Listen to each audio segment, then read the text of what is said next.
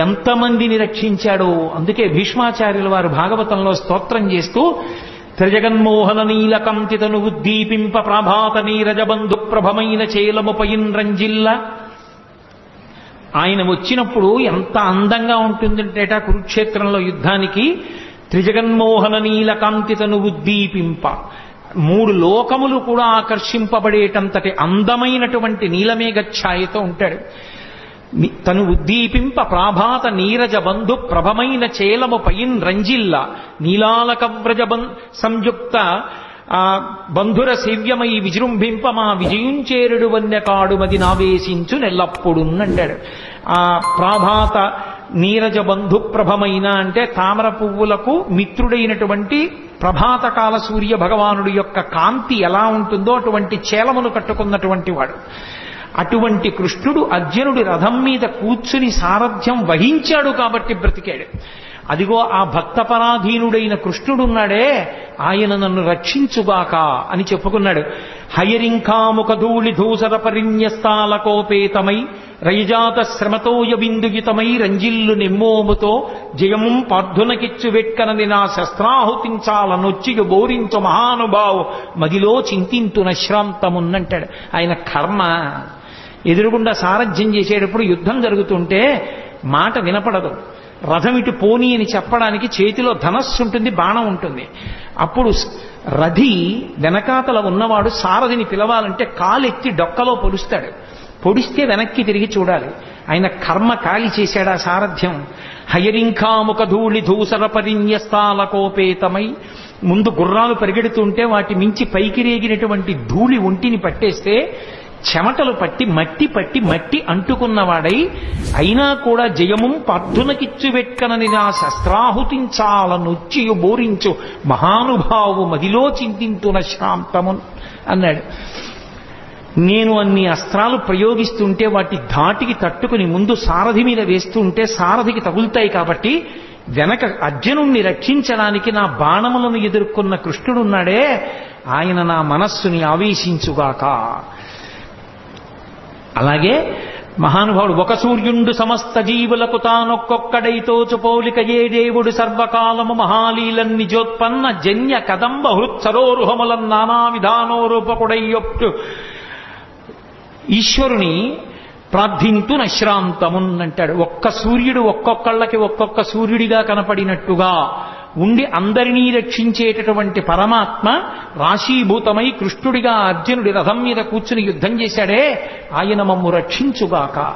అసలు కృష్ణావతార ఘట్టంలో పతాక స్థాయి భీష్మాచార్యుల వారితో. ఎందుచేత అంటే సర్వసైన్యాధిపత్యం భీష్మాచార్యుల వారికి ఇచ్చారు. ఈ పద్యంతో నా ఉపన్యాసాన్ని పూర్తి చేస్తాను. ఇటు సర్వసైన్యాధిపత్యం భీష్మాచార్యుల వారిది, అటు కృష్ణుడు ఏ ప్రతిజ్ఞ చేశాడని అడిగాడు భీష్ముడు. ఆయుధం పట్టట, కేవలం సారథ్యం మాత్రమే చేస్తాట, అలా ప్రతిజ్ఞ చేశాడన్నారు. ఓహో, అలా ప్రతిజ్ఞ చేశాడా? కృష్ణుడు పరమాత్మ అని భీష్ముడికి తెలుసు. భీష్ముడు అన్నాడు, నేను ప్రతిజ్ఞ చేస్తున్నాను, నేను కృష్ణుడి చేత ఆయుధం పట్టిస్తానన్నాడు. భక్తుడు నెగ్గాలా, పరమేశ్వరుడు నెగ్గాలా? యుద్ధం వచ్చింది, కృష్ణుడు ఆయుధం పట్టడుగా. భీష్మాచార్యుల వారు యుద్ధం చేస్తున్నారు. కృష్ణుడి చేత ఆయుధం పట్టిస్తే భీష్ముడు నెగ్గుతాడు, కృష్ణుడు ఆయుధం పట్టకపోతే కృష్ణుడు నెగ్గుతాడు.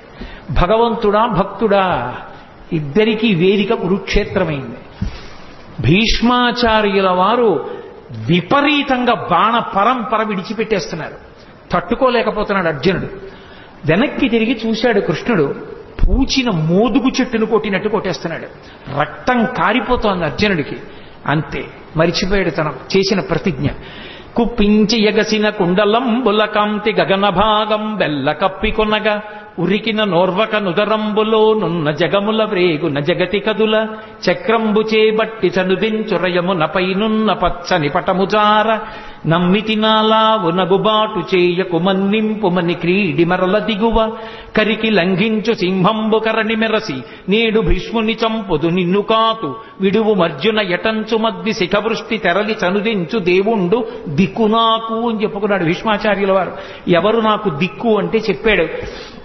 అదిగో ఆ రోజున నేను బాణ పరంపరలు విడిచిపెడుతుంటే అర్జునుడు తట్టుకోలేకపోతే ఎక్కడ అర్జునుడు కింద పడిపోతాడోనని అర్జునుణ్ణి రక్షించుకోవడం కోసం తను ఆయుధం పట్టనన్న ప్రతిజ్ఞని కూడా మర్చిపోయి పగ్గాలు విసిరి పారేసి రథం మించి కిందకి దూకేస్తే కుప్పించి ఎగసిన కుండలంబుల కాంతి గగన భాగం వెల్ల కప్పికొనగా ఆ దూకినప్పుడు కృష్ణుడి కుండలములు ఇలా ఊగితే వాటి కాంతి ఆకాశాన్ని కప్పేసిందిట. ఆయన కడుపులో ఉన్నటువంటి జగములన్నీ ఇలా ఊగిపోతే కోపంతో ఆయుధం పట్టనన్నవాడు చక్రం పట్టుకుని పరిగెత్తుకొచ్చేస్తుంటే పైనున్న పచ్చని పటముజార వేసుకున్న పచ్చటి ఆ ఉత్తరీయం జారి కింద పడిపోతుంటే నమ్మితినాలా ఉనగుబాటు చేయకు మన్నింపు మన్ని క్రీడి మరల దిగువ.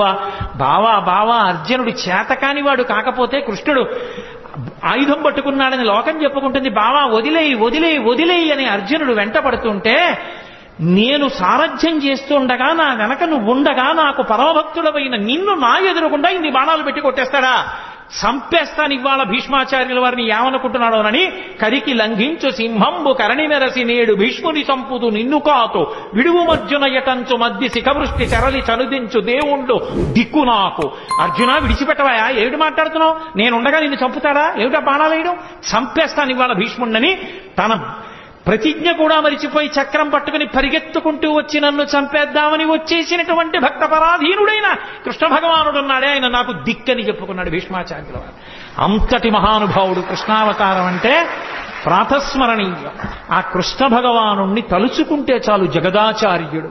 ఎన్ని యుగాలైపోయినా కూడా లోకానికి జ్ఞానాన్ని పెంచిపెట్టడానికి భగవద్గీతనిచ్చినటువంటి మహానుభావుడు, అనుగీతనిచ్చినటువంటి మహానుభావుడు. అంతటి కృష్ణ పరమాత్మ అంత గొప్ప అవతారం, పరిపూర్ణ అవతారం. అటువంటి కృష్ణావతారం తర్వాత వచ్చినటువంటి అవతారం కల్కి